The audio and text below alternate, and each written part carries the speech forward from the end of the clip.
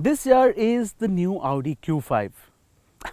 I know it's not new, it's a facelift, but then Audi's made so many changes onto this car that I'm still going to call it new. Now, this facelift was launched internationally in 2020, but its entry into India was delayed because of obvious reasons. But now that it's here, let's take a look at all the changes in the new Audi Q5.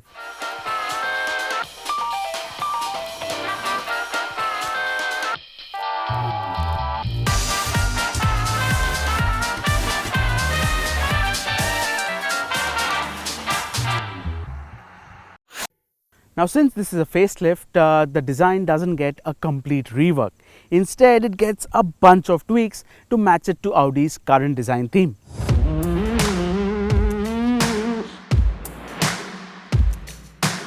Now, immediately on the front, you notice this new octagonal grille. It's larger, it looks more imposing, and one of the reasons for that is this new vertical slats.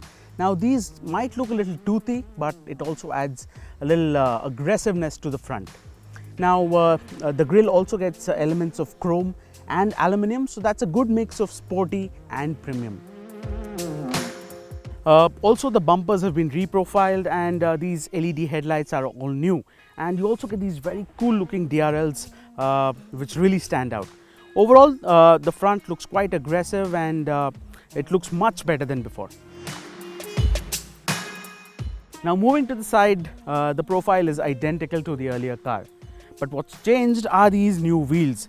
These are 19-inch double spoke 5-star alloy wheels, which we think look fantastic. What you'll also notice is that the ground clearance, it's gone up by a slight notch, and that's thanks to this new sill insert.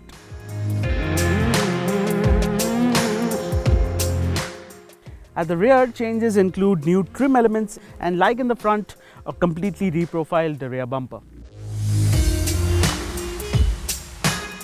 Overall, the new Audi Q5 pretty much looks like a scaled down Q8 now. It's sharper than before, it's more aggressive, and it's definitely moved away from Audi's otherwise subtle design language.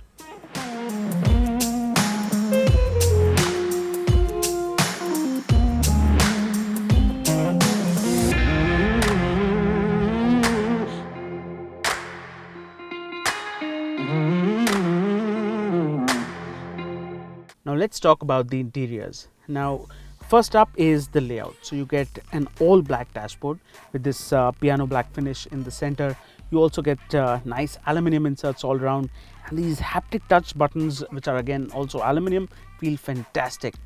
Now, the quality of materials and the build quality is just phenomenal, and it's just very well built and put together. But this layout now is starting to look a little dated, especially when you compare it to the new Mercedes-Benz GLC. But I guess the interiors of the Q5 will only receive a major overhaul when the next gen Q5 comes out. Now, talking about the seats, these are extremely comfortable. You've got plenty of support all around. The high perch position means you get a commanding view of the road, so driving long distances shouldn't be a problem at all. But what feels like a shocking omission is the lack of seat ventilation, which means you will still get a sweaty back when it's extremely hot. Now, moving on to the back bench, as you can see, I've got plenty of leg room. Headroom is not an issue at all, but under thigh support is something that could have been better. Also, like most of its ilk, sitting in the center is always a compromise. You have to deal with this hard armrest. The seat scob is also quite narrow. You also have the aircon unit jutting into your knees, and you also have to deal with this very high tower of a transmission tunnel. So the Audi Q5, it's a comfortable 4-seater but a manageable 5-seater. Also, if you're looking at the Q5 as a chauffeur driven option, it shouldn't be an issue at all, but you just have to manage with a little dearth of under thigh support.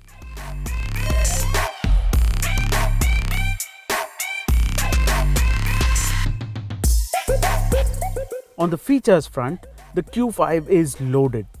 So you get electric front seats with 4-way lumbar support, heated outside rear view mirrors with auto dimming, park assist, panoramic sunroof, tire pressure monitoring system, 3-zone climate control, Audi virtual cockpit, ambient lighting with 30 color options, wireless charging with phone box.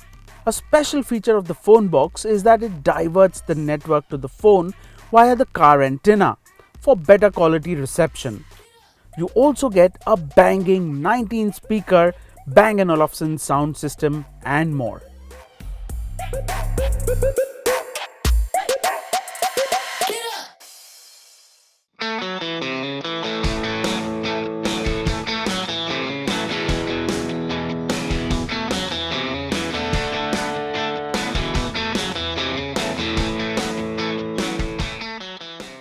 Alright, now let's talk about the engine and performance. Powering the new Audi Q5 is the same 2-litre TFSI petrol engine with no diesel on offer. Now in here it makes a very impressive 249 bhp and a class-leading 370 Newton meters of torque. Now talking about the gearbox, this is a twin-clutch 7-speed gearbox that channels power to all 4 wheels via the famed Quattro system. Now the Audi Q5, it also gets the Audi Drive Select. So depending on the mode, it changes the throttle response, the gear changes, the steering, and since this car has adaptive damping, the ride quality and the handling too. Immediately, this is a very refined motor. Driven normally, it's barely audible in eco and in comfort mode. Acceleration feels a little subdued in eco mode, but in any other mode, the 370 Newton meters of torque is very noticeable. Sport mode is when the 2-litre motor takes no prisoners.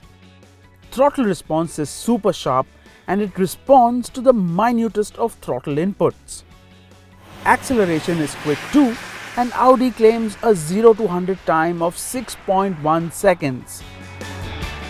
In-gear acceleration is impressive as well, with the twin-clutch gearbox keeping the motor in the power band every time you need the power.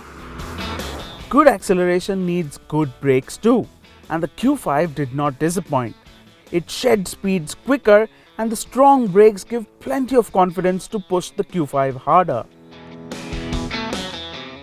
The Audi Q5 gets an off-road mode as well, which we did not get to put to the test, but we will soon.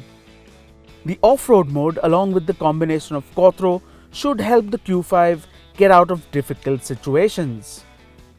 On the fuel efficiency front, Audi claims 17.1 kilometers per litre, which sounds excellent, but something we will verify once we test the car extensively later.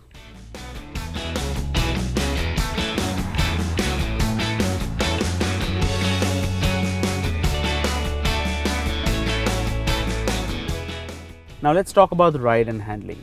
Like I mentioned before, this car has damping control, and that's really one of the car's major highlights. The adaptive damping works really well to iron out the irregularities on the road, and it goes about its business silently. Ride quality is just excellent, and the Q5 tackles our ravaged roads with absolute ease in comfort mode. In sports mode, the suspension firms up and the steering gets heavier.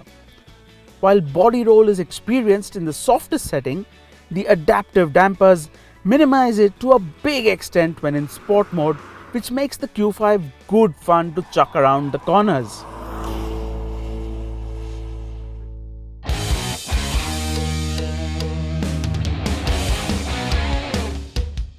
The new Audi Q5 will be launched in 2 variants, the Premium Plus and what we're driving here, the top of the line technology variant. Now we expect prices for the Premium Plus to be slightly under 60 lakhs, while the technology variant will breach the 60 lakh barrier. Now these prices are pretty much more or less on par with the competition. But is the new updated Q5 on par with the competition as a product? Without a doubt. The new Audi Q5 looks sharper, it's loaded with features and drives very well. Yes, the interiors could have been a little more stylish, but what it lacks in flamboyance, it makes up with top-notch quality. The new Audi Q5 finally has the goodies and the performance to keep up with the competition. Now, bookings for the new car, they've already commenced, and the launch is just around the corner. Stay tuned for the price reveal soon.